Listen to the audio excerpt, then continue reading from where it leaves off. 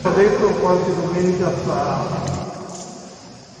quest'anno è il 10° anniversario della morte, o meglio del suo ritorno alla casa del padre, di Don Andrea, il mio predecessore, Re Mairone. Se noi guardiamo solamente a questa chiesa, ma anche la canonica o il circolo, c'è la sua mano. E allora con il CPAE si è pensato di fare questa targa a ricordo di tutto quello che ci ha lasciato, come segno di riconoscenza.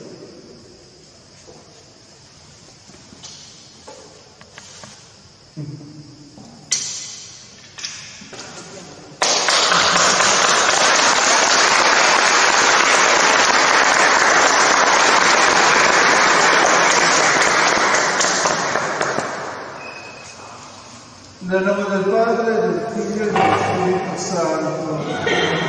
Il nostro aiuto è nel nome del Signore. Signore, ascolta la nostra preghiera. Il nostro grido degli afflitti.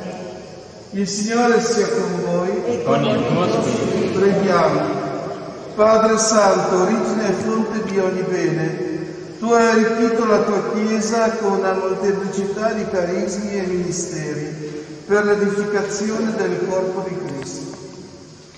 Nel tuo disegno provvidenziale tu hai donato Don Andrea a servire questa comunità per ben 35 anni, attraverso l'annuncio del Vangelo e il dispensare i santi misteri.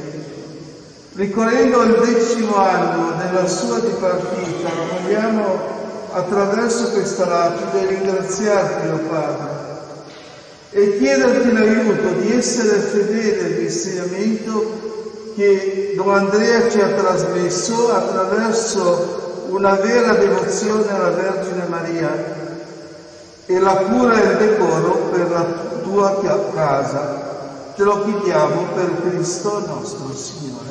Amen.